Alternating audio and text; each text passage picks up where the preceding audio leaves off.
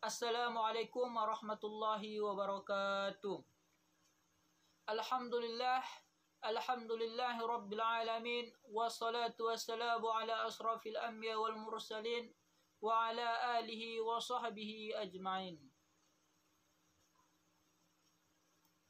Puji syukur kehadiran Allah yang telah memberikan kita nikmat kurnia-Nya, nikmat kesehatan.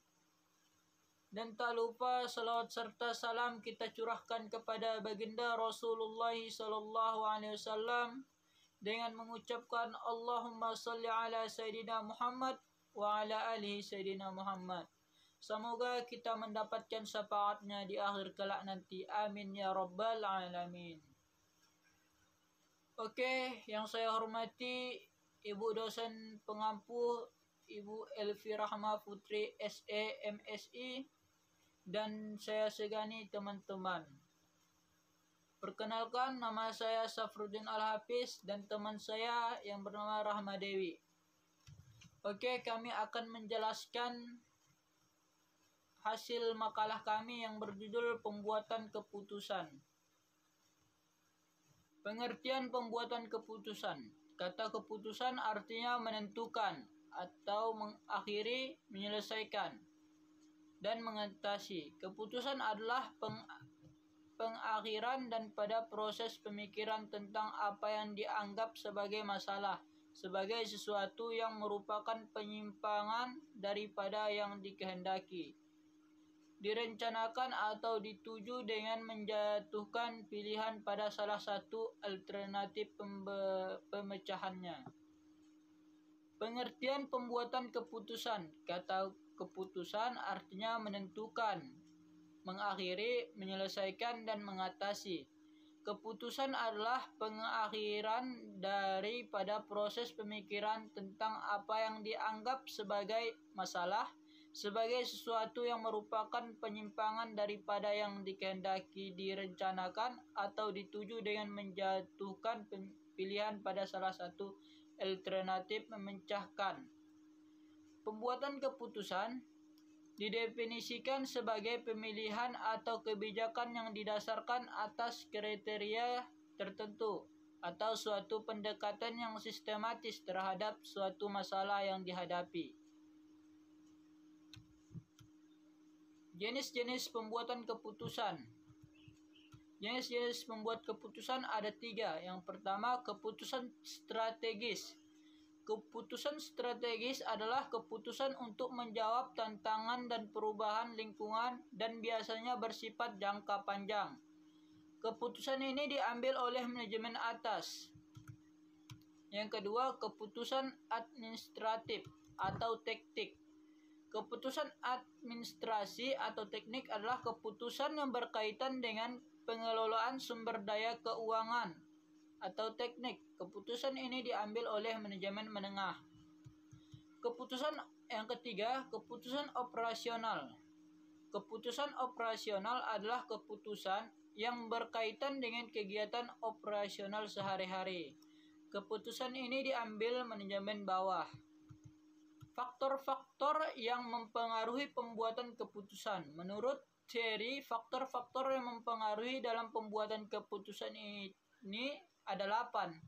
Yang pertama, hal-hal yang berwujud maupun yang tidak berwujud, yang emosional maupun yang rasional, perlu dihitungkan dalam pembuatan keputusan. Yang kedua, setiap keputusan harus dapat dijadikan bahan untuk mencapai tujuan. Setiap keputusan jangan berorientasi pada kepentingan pribadi, tetapi harus lebih meningkatkan kepentingan.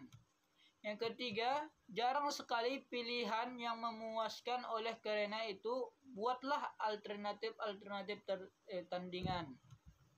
Yang keempat, pembuatan keputusan merupakan tindakan ini harus diubah menjadi tindakan fisik.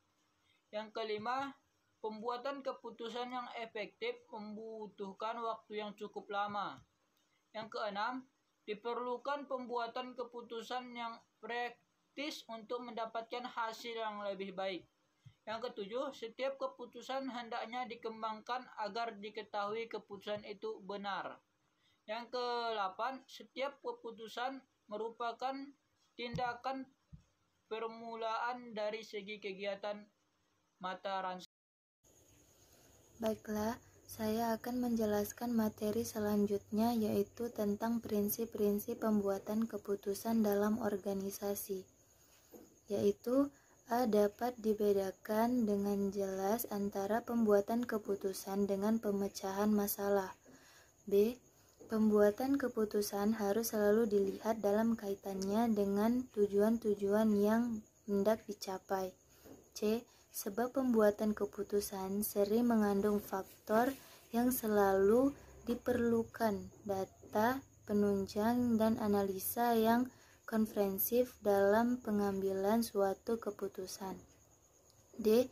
Pimpinan tidak hanya mau mengambil keputusan, tetapi juga bertanggung jawab atas segala tindakan keputusan itu. Adapun dasar dalam pembuatan keputusan, yaitu A. Intuisi. Pembuatan keputusan berdasarkan intuisi adalah pengambilan keputusan yang berdasarkan perasaan yang sifatnya subjektif. B. Pengalaman pembuatan keputusan. Berdasarkan pengalaman memiliki manfaat pengetahuan yang praktis, karena dengan pengalaman yang dimiliki seseorang, maka dapat memperkirakan keadaan sesuatu, dapat memperhitungkan untung ruginya dan baik buruknya keputusan yang akan dihasilkan. C. Wewenang pembuatan keputusan. Berdasarkan wewenang biasanya dilakukan oleh pimpinan atau oleh orang yang lebih tinggi kedudukannya kepada orang yang lebih rendah kedudukannya. D. Fakta pembuatan keputusan berdasarkan data dan fakta empiris. Dapat memberikan keputusan yang sehat, solid, dan baik dengan fakta. Tingkat kepercayaan terhadap pengambilan keputusan dapat lebih tinggi, sehingga orang dapat menerima keputusan yang dibuat itu dengan rela dan lapang dada. E.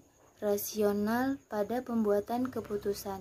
Yang berdasarkan rasio, keputusan yang dihasilkan bersifat objektif, logis, lebih transparan, dan konsisten untuk memaksimumkan hasil atau nilai dalam batas kendala tertentu, sehingga dapat dikatakan mendekati kebenaran atau sesuai dengan apa yang diinginkan.